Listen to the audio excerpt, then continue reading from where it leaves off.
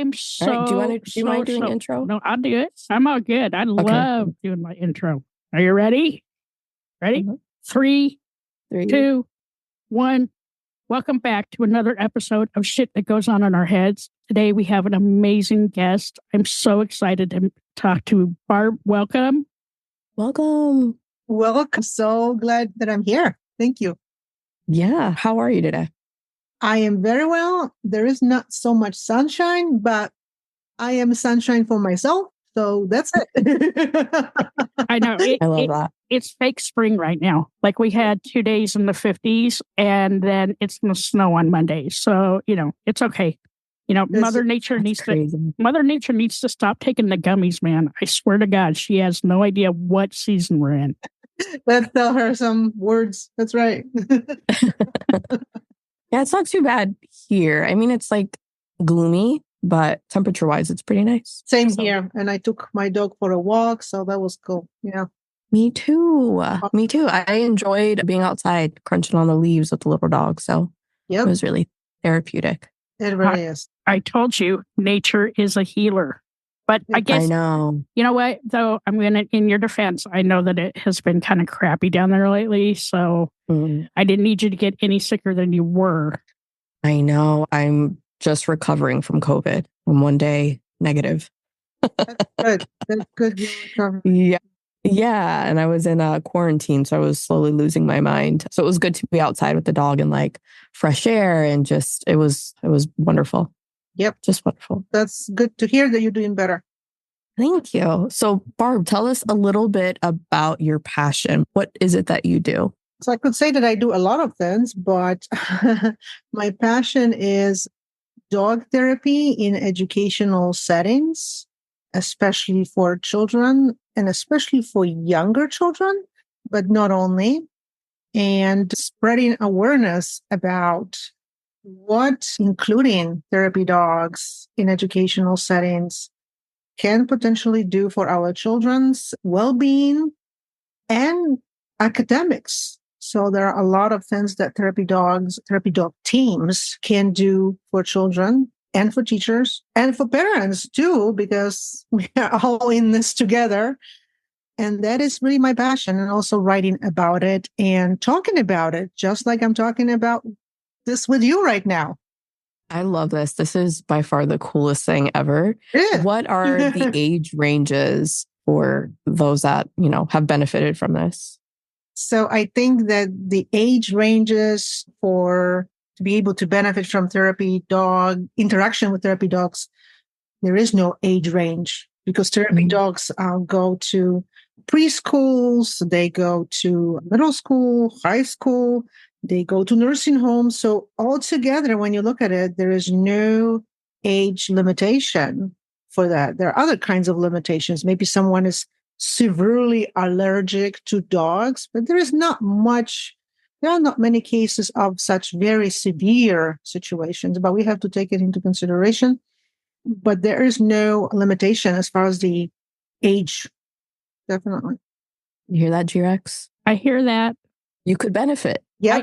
But here the problem is I'm way more allergic to dogs than I am to cats. Okay. Really? Yeah. We have 8 cats in the house, and I have to take a Zyrtec every day. And there's 2 rooms in the house that they can't come in. They can't come in my office, can't come into my room. But in the rest of the house, like if I don't take a Zyrtec, I can't breathe. But I love dogs. And so I grew up with dogs my entire life, right? Ever since I was like a little kid until I left the house when I was like 18. I love dogs. Like we had a golden doodle and we had a couple of black labs. And like I would take a dog in a heartbeat, but I'm old and I'm tired of dealing with my allergies. Yeah. They can take a toll, right? I mean, I don't have allergies to animals, so I don't know much about it, but any kind of situation like that, it can have a negative impact on your life, right? But therapy dogs are not the only kinds of therapy animals. There are actually therapy dogs. There is a better way of saying it, up to date with the terminology that's new out there. So animal assisted intervention.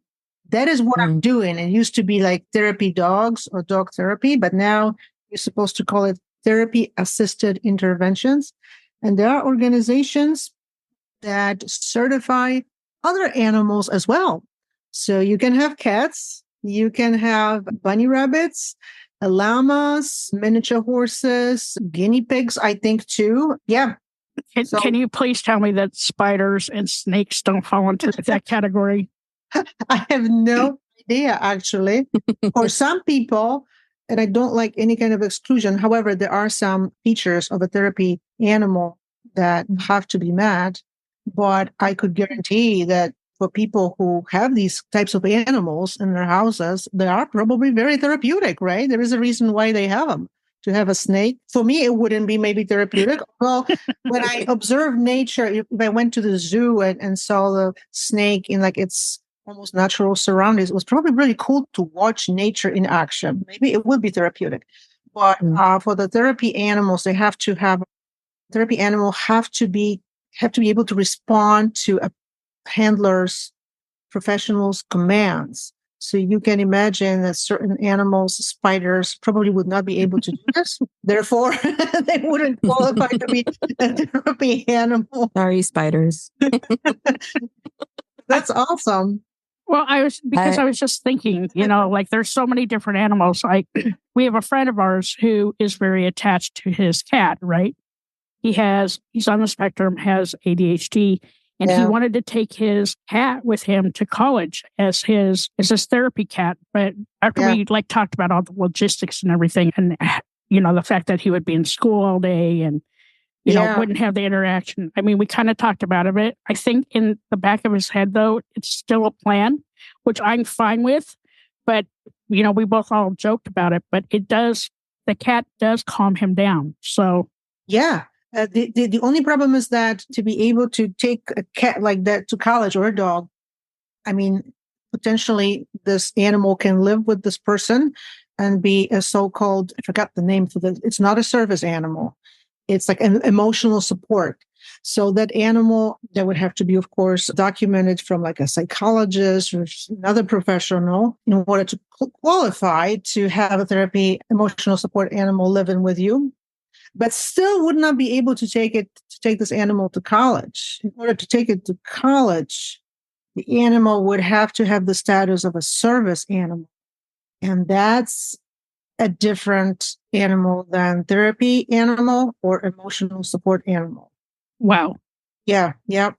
Because a service animal is an animal that can go to persons with the person pretty much everywhere. Mm-hmm. But they need to perform a certain task for that person, right? So it cannot be, I just feel good in the presence of my animal.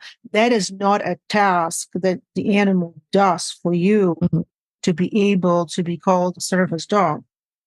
How did you get into this? Like, how did this start for you? It started really, we never had a plan to become a therapy dog team or anything like that.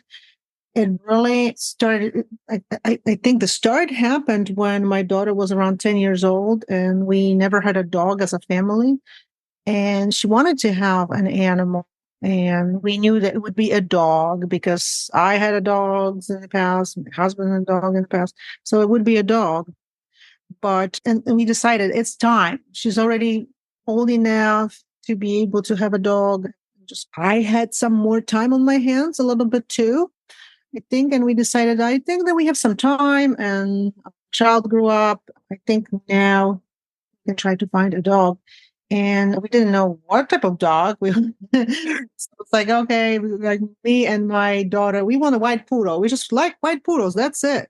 My husband, I want a poodle. Oh. So it's like, how do you compromise? Maybe let's get a dog that looks a little bit like a poodle, but it's not exactly a poodle and it's not white. Okay, let's do it. So we started investigate and we found out about those Labradoodles. And then, wait a minute, there's also golden doodles. What's that? So we started reading about these mixtures of breeds. And eventually we found a breeder online and she had some available golden doodles. One of them was Carmel. We just saw her in the picture and right away, oh my gosh, we must have this dog. Is this dog still available? And that was in Rochester, New York. And we went and got Carmel. She became a part of our family and she was growing. She was about 6 months old and she became very strong. I never had an experience with a, I mean, she is 68 pounds. I never had a dog of this size. They can get so strong when they are like 6 months old, 7 months old, because they're growing, they're already big. And they, well, have to take your dog for a walk, obviously, right? But it was like, it became impossible to do it. She was so strong. Just to use a collar, she was just so pulled. She would be just pulling so hard. I was afraid I would just like damage her neck or something. It was just horrible because I mean, she's essentially a hunting dog, right? It's Right. She's a poodle and it's golden retriever. Maybe not all of them are like that, but she really was, and she still is right now. And then you can take your own dog for a walk. Right. I started looking around for trainers in the area to turn to a trainer and just ask, what do I do? I had no idea what to do. And it was very hard to find anybody, but I finally got a hold of someone in the area and I found out she has some experience and I called her and she says, you know what? I see you really have a really hard time with this dog.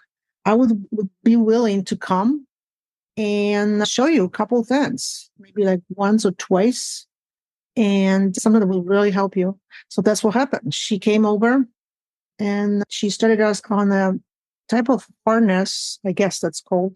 It's called gentle leader, like Carmel's mouth around. And you would also would go behind the head.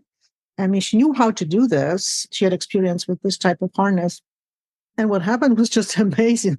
Once we started using it, the first time, Carmel started walking by my leg on the side instantly. There was no more pulling. I was like, I can't believe this is happening. Then she came the second time, and then she says, you know what? It would be good for you to do more obedience training. So she was giving those types of trainings. We signed up for the classes. Then during the class, I remember when she says, you know what? This dog is amazing. I mean, she needs some more training, but she would be an amazing therapy dog. And then we went for Canine Good Citizen, which is like the next step of training before you become therapy dog. And then just before we knew, another type of training happened, therapy dog training, and with the certification. And that's really how it happened. 2018, we became certified. So that's how it happened. It literally happened just like I described in one of my books that I said published, From Unruly to Therapy Dog. That's what really happened. She was totally unruly, didn't listen. I bought some books about training the dog, but it's a totally different game. I mean, with the experienced trainer, it's just different. Yeah. As opposed to reading a book about dog training. You might get a couple tricks, couple commands that might work, but it's just not the same. And so that training, good training, is so incredibly important for any dog owner. I think any kind of breed. I don't think there are too many dogs that are just like perfect. Right. Cool. So it sounded like with training, you started to maybe see Carmel in a different light. How did you incorporate her with kids and learning?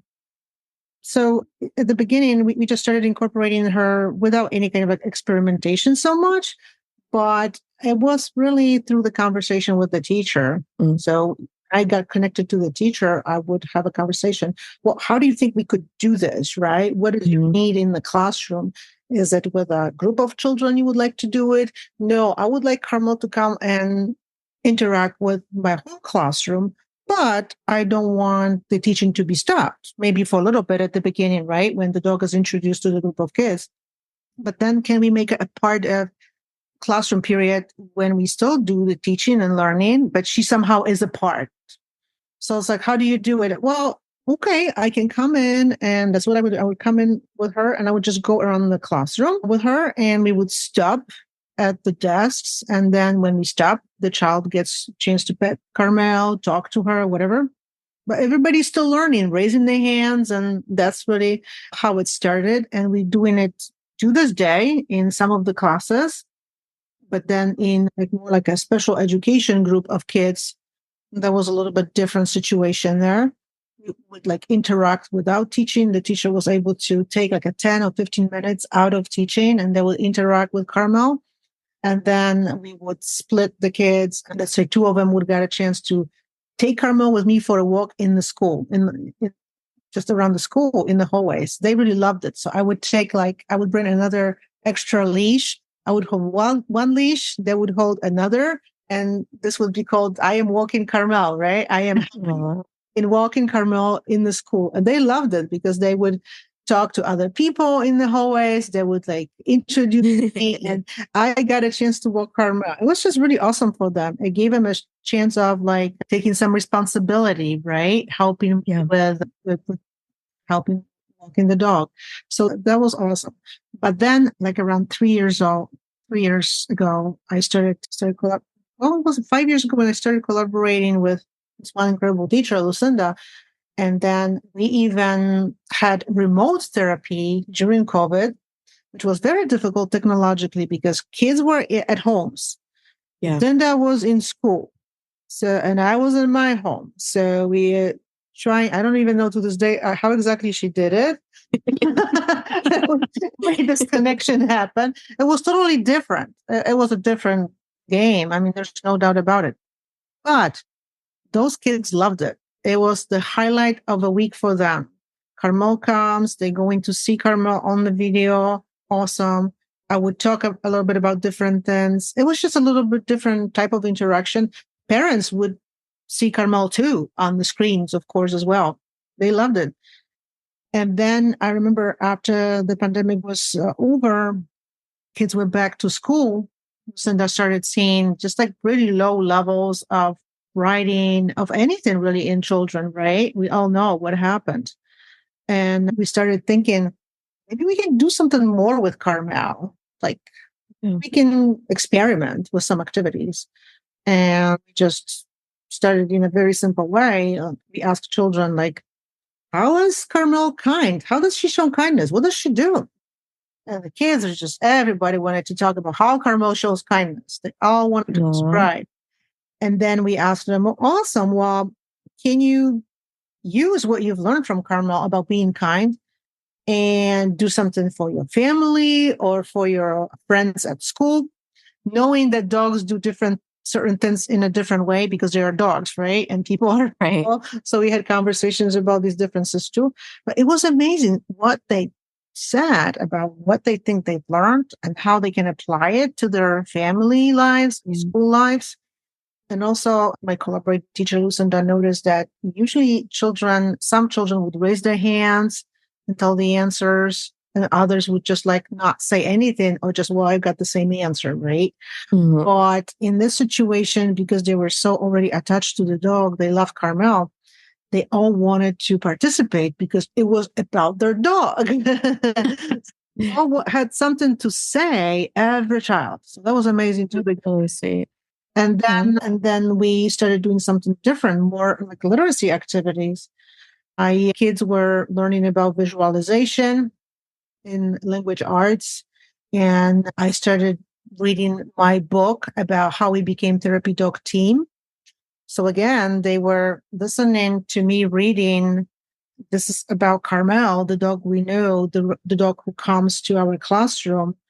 And then like, wow, Cinda, our teacher is already in this book, is also in this book. They're like, wow, this is really cool. I was like, and they were asking me, well, you published this book? Yeah, I published this book. I'm like, yeah, anybody can publish the book. And they're like, wow. I am an educator, right? This is my profession. But in this classroom, I was just a therapy dog handler, Carmel's friend who brought Carmel. I was not a teacher for them. So they were learning from me as learning from Carmel's friend, learning from Carmel and Carmel's mom who brings Carmel to the classroom. That's how it was. It was a totally different connection with me, not as the teacher at all. So that's another interesting thing, that kids like to learn from others who are not teachers, not authorities in teaching. It's so true. Right? That's really what happens. And we have to take advantage of this, really. And I remember when I told them, well, okay, now I'm going to read a scene from the book, and you're going to close your eyes and you're going to imagine this whole scene that I'm reading about. And they closed their eyes. I remember how they all closed their eyes, were so serious about it. When I look around the classroom, all the eyes were closed. There's no question about it. And then I'm reading. And then when I was done with reading, I asked them, well, what did you see? What did you imagine? Again, everybody wants to say what they imagined. And it was very interesting. They imagined everything that I had in that scene written, the description, and they added more details. Like they almost like developed the scene into something more. And I was telling them, you are incredible. You could be incredible writers, because you could help any writer. If you can help me in making the scene in my book better, I wish I had you when I was reading this book, because you would have helped me with writing this book. And I was just so amazed. And then I kept reading the book, and that's how the idea of them wanting to write books as well happened. They just started to ask me, do you think we could write books too? Of course you can write books too. We can help you with that. And that's how this project started. But I have to say one thing. When I came back to the classroom, I remember this visualization activity, and something was going on in the classroom, and Lucinda says, well, can we just do regular therapy? Everybody pets Carmel, and that's it. No literacy. And that's what we did. But after a while, kids were like, wait a minute, we want to do visualization with Carmel. Like they really wanted to do literacy activities with the dog, with Carmel. And we had no idea that they would really love it that much. Yeah. Yeah. It reminds me of when I first took my son, very first time to go to the dentist. Yeah. I am one of those people that like, I'm deathly afraid to go to the dentist. Like it's going to take everything in me to convince myself go. Yeah. But I'm very like, I don't want my fears to impact him. Yeah. So I had done some research and was looking around in the area that we lived in at the time to find a dentist. And I stumbled upon one that had a therapy dog. Yeah. And it was specific for kids. So you could book certain days that she would be there. And it was a golden doodle as well. And that was literally what we did. And the dog she would stay by his side and he could pet her throughout his whole thing. And I don't know, it was just cool to see him engaged in something other than, the boring stuff that was happening. So I think I love pet therapy. That's amazing. So you can see with the dogs, other therapy animals, they can places. It's just, there's something, and that's why this has such an incredible impact on kids who have just trouble with focusing to begin with, right? And any other, all kinds of disabilities. And then when the dog comes in, they just want to behave so well because they don't want the dog to see them as behaving not well. They want to be inviting for the dog to come back. Right. And to the point where some kids who have like behavioral plans, like they really have a lot of issues. And without like implementing those behavioral plans, like you cannot teach them, you cannot teach the group. But when I come with my dog, these kids don't need those behavioral plans. They immediately focus on the dog. And especially if you then incorporate the dog in a very like creative way, these children all of a sudden become creative. They don't cause any behavioral issues, and everything is changing like magic. And it's unbelievable because I remember when I came to the small remedial mouth group with kids who just have really big issues with mouth. They hate mouth. They don't like going to this remedial mouth group, right? Obviously. But it just totally changed their attitude to mouth. Just the presence of the dog and doing something cool that involves play, some movement, and mouth. And then this mouth becomes something not that actually difficult to do. Yeah. How I believe possible? It. Yeah. It's like the puppy days we used to have at work. Do you remember those, Jira? Yeah, I remember those. I mean, it helps with the anxiety, right? I know that like being around animals, just it helps with the anxiety. And I can see how that would help the kids, right? Because, little kids, they are full of energy. Like I would like to bottle up their energy and sell it to anybody over the age of 50. But I can see when we're at the zoo or when we're like someplace out in a park and you just see all these little kids just like congregate around the dogs. Yes, And they it has such a calming effect on them. I can see how that would be so awesome to have in a school environment because they have a really hard time articulating what they're feeling. And by having a dog or a cat or a lizard or a frog or whatever, something that they can touch and feel, and that is not the same as them, but has a very calming effect about them. And I think what you're doing is so amazing. Yeah, it's like thinking about it. If I go back to school and the most boring subjects ever, if I had something positive to associate it to, would have retained all that information. You know what I mean? You can imagine how many children are struggling with math, but then there's also the aspect of anxiety. And we're trying to figure out and I had these questions too, why do you think this is working like that? Why does it have such an effect? And I think that, here is Carmel.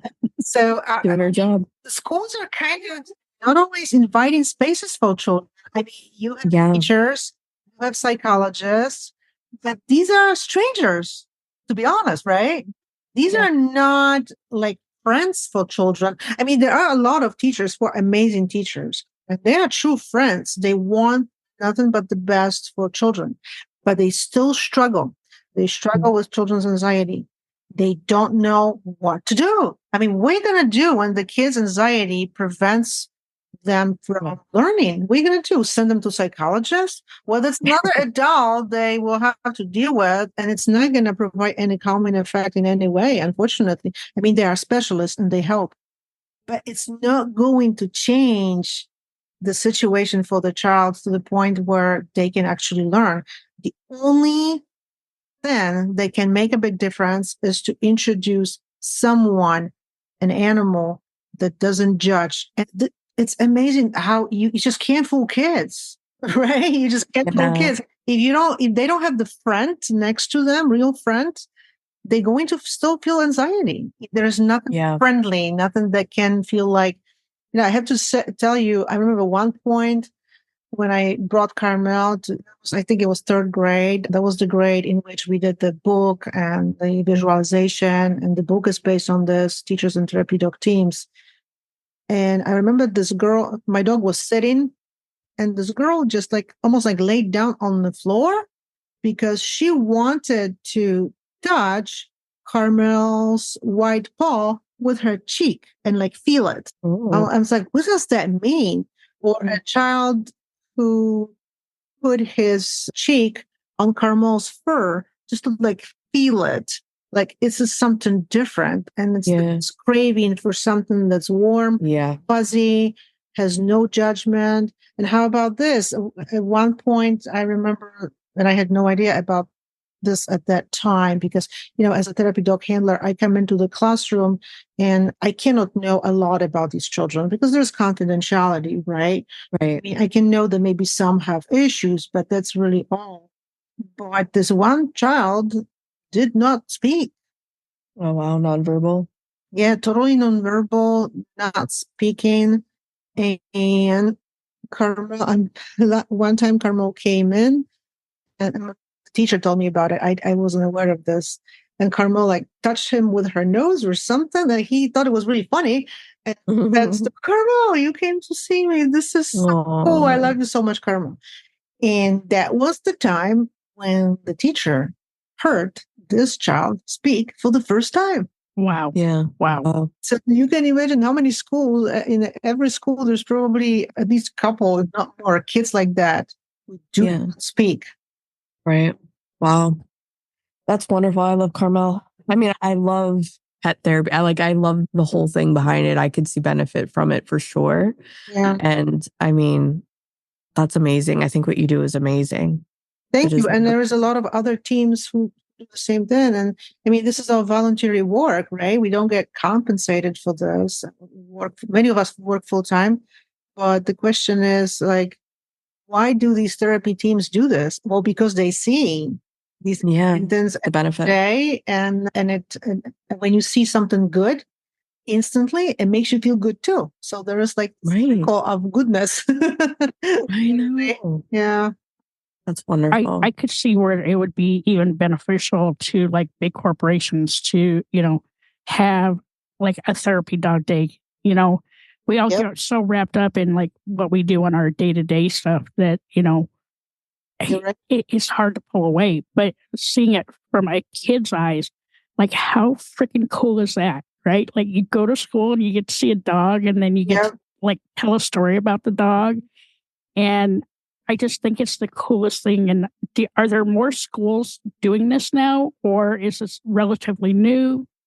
So I have to say that this is not something that's only what we doing here in the United States, but obviously United States is kind of a leader in this area, I would think, I don't know if I can say it, because just there's more therapy dogs here and more therapy dog organizations and all that. But there are many schools that never saw a therapy dog in the United States. So this is not something that happens in every school in this country. It just doesn't. And for whatever reason, people in the school, just administration, teachers, maybe they don't know the benefits. They don't have the access to therapy dogs. They don't know how it started. Right. The whole field of therapy dogs, as far as like professional development organizations that would help in getting answers, is only starting really. There is an organization that provides courses, mini conferences. There is a mini conference in which I'm going to participate February 29th. And that's going to be specifically for people, administrators, schools who would like to start this practice, but they don't know how, they don't know what to do. So that is, and I belong to some therapy dog groups on Facebook, and I see occasionally a post principal, let's say, saying, I just don't know what to do anymore. Kids, there's so much anxiety, there's so much trouble. So I'm here in this group, and you guys, can you help me? Tell me how we can start this? What can we do to bring therapy animals to the school? Because it's just like, I can't deal with this anymore. We have to do something different, right? Literally. Yeah. So I think this field is developing more, and there's more and more awareness. And also in the world, I know that there's therapy dogs in India. There are therapy dogs I know someone who she has her own therapy dog in a very small country of Malta, which is right under Sicily in Europe. I mean, it happens everywhere almost. I'm sure there are countries that didn't probably even hear about this at all. But United States definitely is taking the lead in this area. But we don't want this to be this way. We want this to really be more and common in the world. I love that. Yeah, for sure. Like I can see this really like benefiting kids like in inner city schools or, or in the like underprivileged schools. I see a lot of anxiety from that. And I think what you're doing is so incredible. It really is. I wish I'd had therapy dogs when I was going to school. Yeah, I wish too. Same. Yeah, it's we can't turn the clock, right? We cannot change the past, but we can definitely. That's why I'm doing what I'm doing, because just seeing, and I mean, there are some incredible stories, such as the child starting to talk, right? But even every time I come in, when you see the smiles on children's faces. When I enter with Carmel, all of a sudden everybody looks different. I'm not saying that school or that's the lesson that was occurring brought them down, but it's a totally different face expression. And even on the teacher's faces too. It's totally different feelings when you enter with the dog. It just changes everything. There is a lot of positive chemicals and hormones that already. Yeah, the energy. And energy changes. And the kids, maybe some think that the dog like that would bring maybe destruction to what you're teaching. If the teacher is not willing to try something new, that will prevent them from trying this. Obviously, they'll just do whatever they're doing, right? They'll think, Right. well, I'm not going to do anything like that. I'm not going to be able to cover what I have to cover with teaching. I don't want the dog in the classroom. It's going to be a distraction, but it's not. Yeah, they have to be willing to try. Yeah, you have to be willing to try. There's no doubt about it. And the teacher with whom I work, she is like that. It's like, I will try. Let's try something new. Yeah. You have to do this. Yeah. I love that. Well, thank you for sharing your story. Of course. I'm excited to actually dig in online and see what I can do for my son's school, because I feel like he would benefit crazy good from this. So yeah, I'm going to look into it. And I just appreciate your story and what you do. I'm glad you sharing that, because I would imagine, I think if I had any kind of advice of like how to start with the school, definitely equip yourself with some knowledge in this area, right? What kind of benefits are available, and also that there are ways of making this work, because there are some parents, teachers, or children who cannot literally interact with the dog for a variety of reasons, and mostly probably allergies. There is ways of minimizing those issues to make sure that everybody is included, and therapy dog is not something that you force people into. Right. It's to be all kinds of considerations need to be in place. But there is organization that I can always share with you that has materials and resources for people like that, administrators who would like to start this, but just don't know how. Yeah. And one last time, can you tell us the name of your book? So my latest book, in which I describe more like innovative characteristics of this practice, that's Teachers and Therapy Dogs, Innovative Collaborations to Make a Difference for Children. It is available on Amazon. That's the one who has a description of how we started this innovation, the whole history of this. And then I also include lesson plans for lessons, for writing lessons that include therapy dogs, and also math lessons too. That is I'm thinking so like cool. even if I couldn't get to school, right, to do it, we have 2 dogs upstairs. And there's going to be a time where I got to do homework with him. I know he's 6 now, but I'm like, I could do this. Yeah. Yep. At least try something new. Yeah, because even at home, you can like use your dog's kibble, depending on what you feed your dog, and use it for like math manipulatives or things like that, right? So anything that you can like connect to what your child likes, and if they connect it to something really well and deeply, boy, it changes the way they learn. Oh my God. That's what we see with math. I mean, I remember one time after the math activity, I'm telling Lucinda, wait a minute, these kids are so good. Are they really weak in math? I'm like, yeah, so good, because you are here with Carmel. Take Carmel away and they're like, math sucks. Bring Carmel back. Math is great. They know that next week Carmel will be here. So they have anticipation, and the teacher can make, here's another thing. I mean, I don't go there every day. I go like once a week.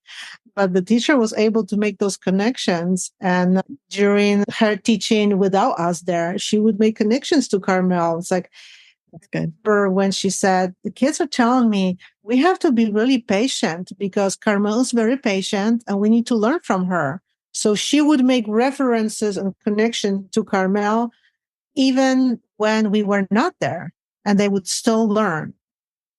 That is so cool. So, Dr. Barb, I have a couple of questions for you, for our listeners, and to just put in our show notes. Are there organizations that listeners can look into, maybe for their own good, or something that they could present to their local school district? Yes. So there is an organization that I just mentioned. This organization provides professional development, can point school districts to ways of starting this practice. It's called Association of Animal Assisted Intervention Professionals. That's the name of it. AAAIP. So they offer courses. They offer many online conferences. So this is a really cool organization to start with. There are also, and there are many of them, therapy dogs organizations that certify therapy dogs. I belong to Therapy Dogs International, but there are also other ones. Pet Partners is another big therapy dogs organization, and they certify other animals, not only therapy dogs. There is Alliance of Therapy Dogs too. So I just mentioned 3 big therapy dog organizations, but the first one, Association of Animal Assisted Intervention Professionals, they can certify animals too to become therapy dogs, but they do so much more. Like I said, they offer courses, all kinds of information, mini conferences. That's really a good place to start, I think. Okay. Well, Thank you. thank you so much. You're welcome. Yeah. And this one, Association of Animal Assisted Intervention Professionals, they have a mini conference on February 29th. And if someone would like to find out how to start therapy, animal assisted intervention in their school district, and if they're not a member of this organization, it's $29, I think, to just register and participate. So I don't think the fee is very big. Or the kind of information that someone can learn really through participation. And it's online. So that's just so convenient because you don't have to go in. Right. Right. Amazing. Yeah. Awesome. Thank you so much again, Barb. I appreciate your time, sharing your story, giving us something to think about for what's new. Yes. And other things we can try. And thank you so much, because having me here and being able to chat with you, that also helps me in spreading this awareness further. That is my mission. And even I make it a part of my job as a college professor. They've known me for this now more than I present about it at the university too. So yeah, why not? I know. Yeah. I think that, to be honest with you, this mission kind of helped me on this job. This job can be complex because it's teaching, it's service, and it's research. Just kind of infusing my job with this mission, with this passion, kind of helped me in making my job something that I can like again. Literally. Right. Yeah. Right. I love that. Yeah. Okay. Thank you so much. Thank you. Hi, all. Thank you so much for listening to this episode. I'm G-Rex. And I'm Dirty Skittles. Don't forget to subscribe, rate, and review this podcast. We'd love to listen to your feedback. We can't do this without you guys. It's okay to be not okay. Just make sure you're talking to someone.